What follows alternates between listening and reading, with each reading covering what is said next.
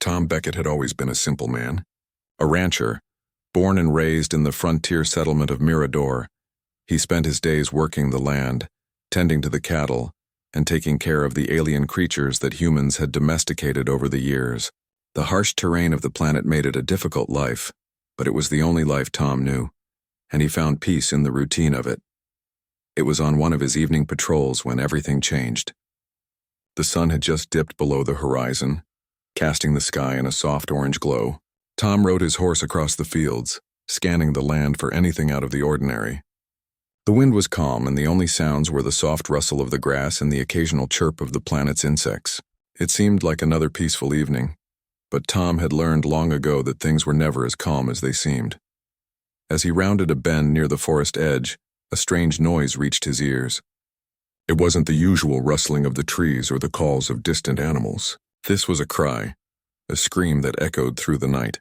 It was faint, but Tom's sharp instincts told him it was a cry of distress. Without a second thought, he urged his horse into a gallop, heading toward the source of the sound.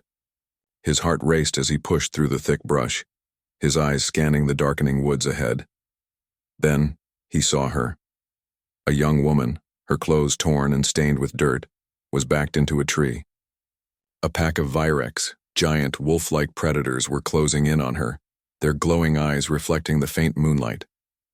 The creatures were circling her, moving in for the kill. Tom's hand went to his side where his rifle hung, always ready for such encounters. He pulled it free in one swift motion, his eyes locking onto the lead virex.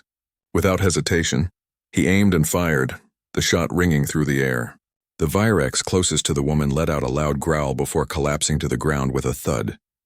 The remaining virex snarled in anger, their attention now on Tom, but he wasn't about to back down.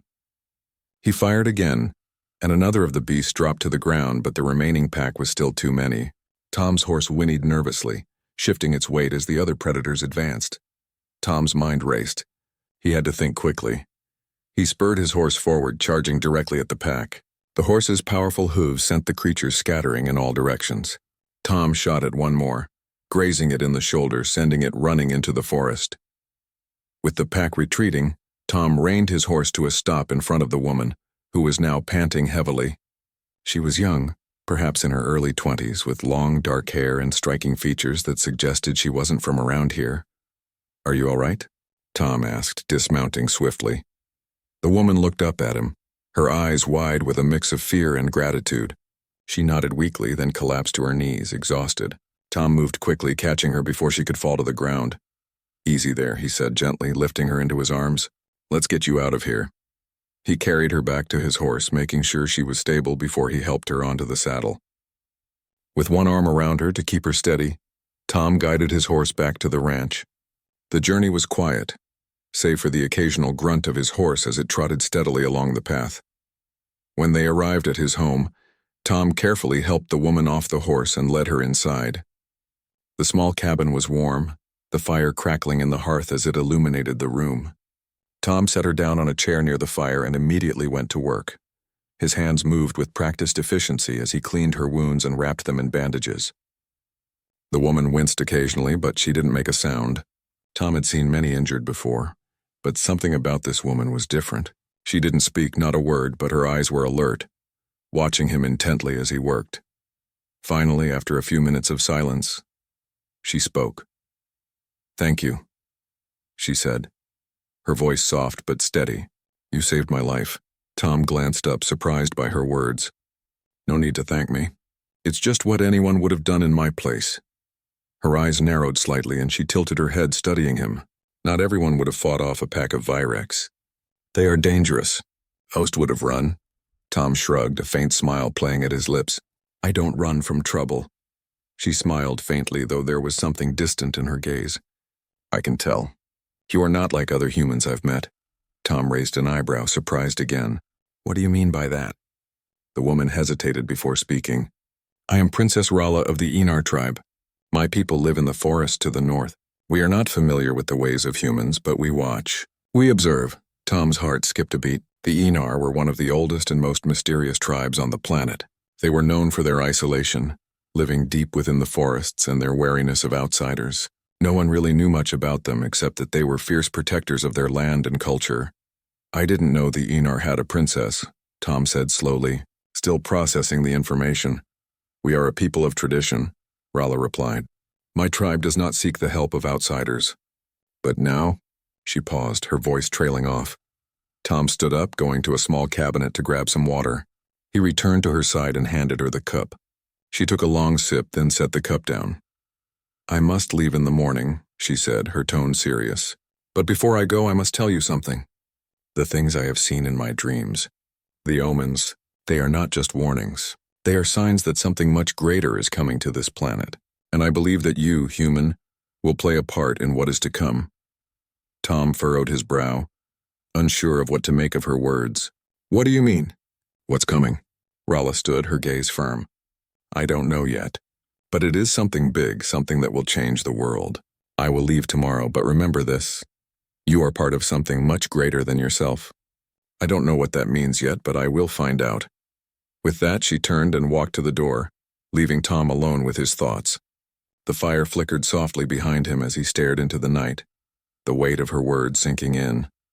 Something was coming, and somehow he was going to be a part of it. The morning sun broke through the trees, casting long shadows over the land as Tom Beckett went about his usual routine. The events of the previous night felt like a dream, an impossible encounter with a princess from a tribe that no one in the settlement had ever truly understood. But as the sun rose higher, Tom knew that the reality of what had happened was setting in. He had saved Princess Rala's life, and now it seemed his life would never be the same. By midday, Tom was out in the fields working with the cattle. The peaceful quiet of the land felt strange after such a wild night.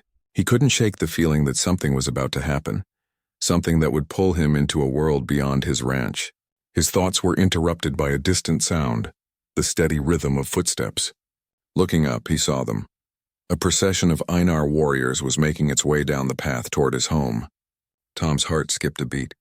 He knew that they were coming for him. He didn't know why, but he knew they weren't here for a casual visit. The group moved with purpose, their faces stern and their eyes scanning the land as they marched forward.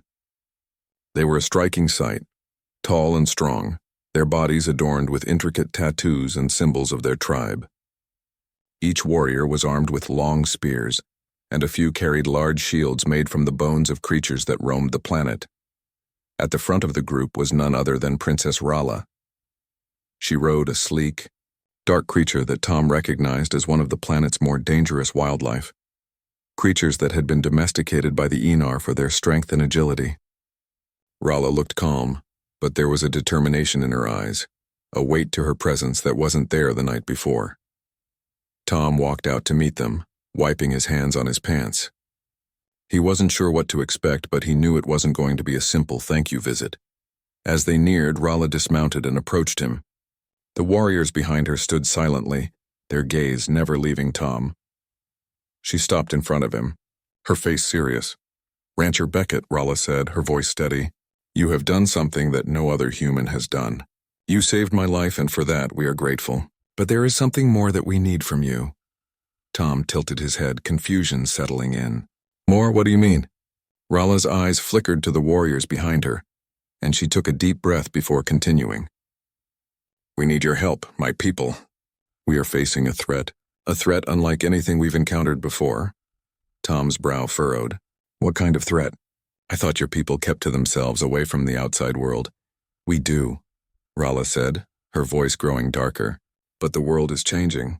The humans who settled here are expanding, pushing into the lands we have protected for centuries.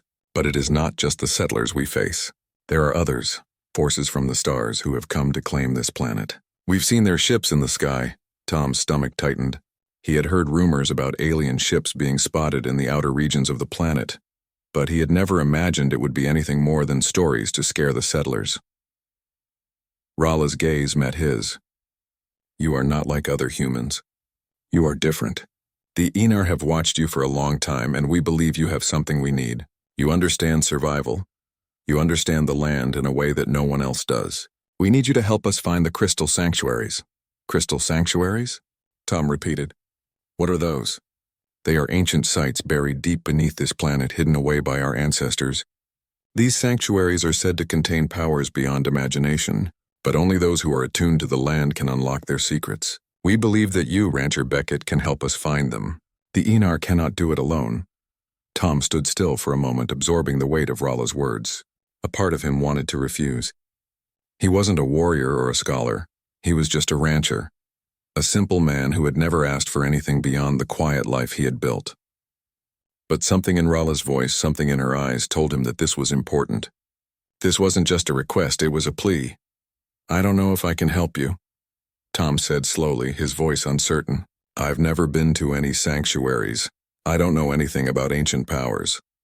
Rolla took a step closer, her expression softening. You do not need to know all the answers, Rancher Beckett. You only need to be willing to help us. The threat we face is too great, and we do not have the time to find the sanctuaries alone. The future of this land, of your people and my people, everything depends on you. Tom's heart pounded in his chest. He looked at the group of warriors, their eyes full of expectation. He could see that they were ready to do whatever it took to protect their land, but they needed him. They needed him to help guide them through this dangerous journey. What happens if I say no? Tom asked, his voice low. Rolla's gaze darkened. If you say no, we may not survive. The invaders will destroy us all, but if you help us, we may have a chance to protect this planet, to stop them. Tom looked at the ground, thinking hard. The rancher in him was screaming to stay out of it, to protect his own and ignore the danger ahead. But the human in him, the one who had always believed in fighting for what was right, couldn't ignore what Rolla was saying. He had already been pulled into something bigger than himself. He looked up at her, determination growing in his chest. All right, I'll help you, but I need to know more. What exactly are we looking for, and how do I help you find it? Rolla nodded, a small smile touching her lips. The crystal sanctuaries are scattered across the planet. They are hidden in places that most people cannot reach. Deep caves, ancient ruins, and places where the land itself is alive with power. We believe there is one near the edge of the mountains of Noro, but we do not know how to enter. That is where you come in. Mountains of Noro, Tom repeated. He had heard stories of those mountains, but they were considered forbidden territory. No one had dared to venture there in years. We must leave at once, Rolla said. The longer we wait, the closer the invaders will come. I know it is a lot to ask, but we have no choice. Tom took a deep breath. He knew what he had to do. The fate of everyone, his people, her people, was in his hands. Let's go then, he said, his voice steady. Show me the way. As the sun began to set, the group of Enar warriors, led by Tom and Princess Rolla, set off toward the mountains of Noro. The path ahead was unknown, and dangers lurked at every turn. But with the weight of destiny on his shoulders, Tom knew that this journey was only the beginning. He had been a rancher, a simple man who only wanted to live in peace. But now he was something more. He was a part of something much larger, something that would shape the future of this planet, and he wasn't about to back down.